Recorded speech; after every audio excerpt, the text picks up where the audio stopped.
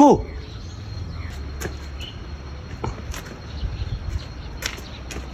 ဘာလဲ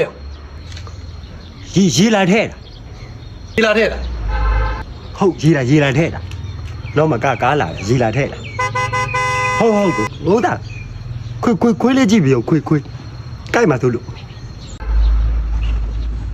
ဖျောက်ခွေးလို့မခေါ်နဲ့ကွာ ကျုပ်ကခွေးကိုခွေးလို့မခေါ်လို့ဘယ်လိုခေါ်ရမှာ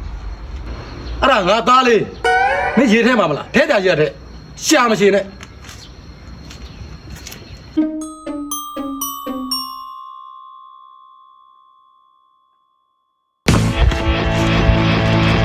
ရ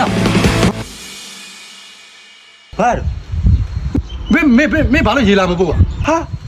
ကျွန်တော်ပြောခဲ့တယ်လေအိမ်မရှိတဲ့အကိုသားလေးကို ဟော 你别笑。